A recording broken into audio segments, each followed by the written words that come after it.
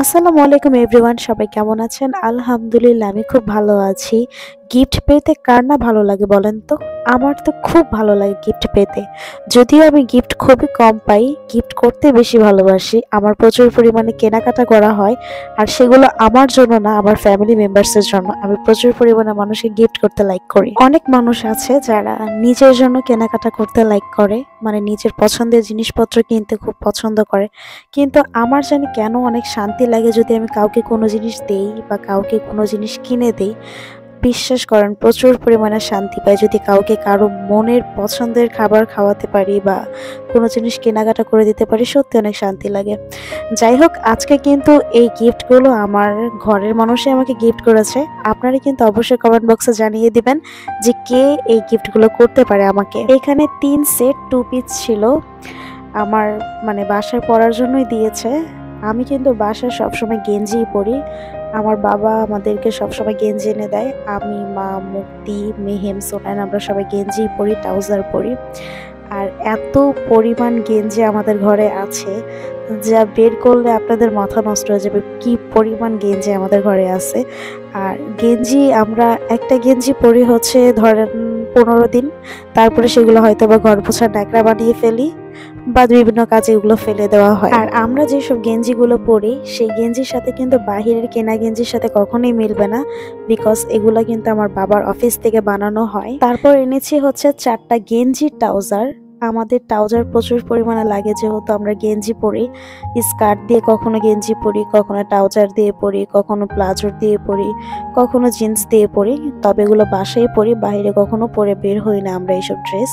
বাহিরে আমি বেশিরভাগ শাড়ি পরেই যাই। গেঞ্জির ট্রাউজারগুলো দেখে বাবা বলছিল যে এগুলো কেন আমরা কিনে এনেছি, এগুলো তো বাবাই বানিয়ে এনে দিতে পারতো আমাদেরকে।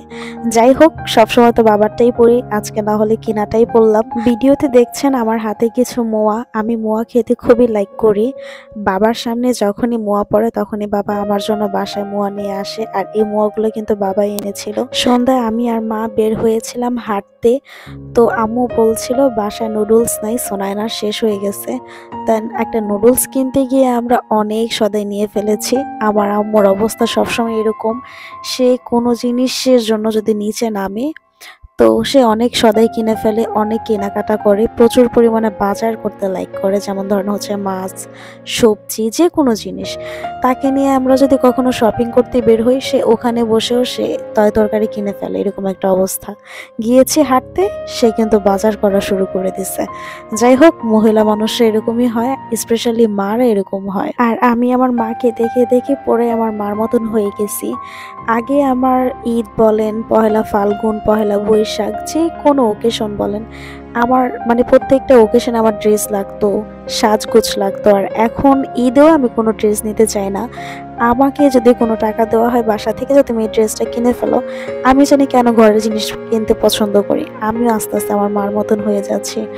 আস্তে আস্তে বয়সের সাথে প্রত্যেকটা মানুষের চেঞ্জ হয়, এটাই স্বাভাবিক। অনেক ছেলেরা আছে যেসব মেয়েরা সাজগোজ করতে লাইক করে, সেই সব মেয়েদেরকে পছন্দ করে না। যারা একটু বোরকা পরে তাদেরকে পছন্দ করে। ছেলেদের ধারণা হচ্ছে যেসব মেয়েরা সাজুগুজু করে বেশি, তাদের খরচ বেশি, তাদের চাহিদা বেশি, তাদের চোখ অনেক উপরে, তারা সবসময় কেনাকাটা করতে লাইক করে। একটা সময় কি জানেন, মেয়েরা সবসময় একরকম থাকে না, তারা সময়ের সাথে সাথে পরিবর্তন হয়। তার প্রথম প্রমাণ হচ্ছে আমি আগে প্রচুর পরিমাণে সাজগোজ করতাম, আর ঘরের কোনো কাজ করতে লাইক করতাম না। এখনো সাজগোজ করি, ঘরে কোনো কাজ করতে পছন্দ করতাম না। আমাকে কাজের কথা বললে আমি দৌড়ে গিয়ে বসতাম হচ্ছে পড়ার টেবিলে, বলতাম যে আমি পড়তেছি। আমার স্কুল, কলেজ, ভার্সিটি প্রত্যেকটাতেই আমি প্রচুর পরিমাণে অ্যাক্টিভ ছিলাম। মানে বাসার কাজের জন্য আমি কোচিং করতাম, এরকম একটা অবস্থা।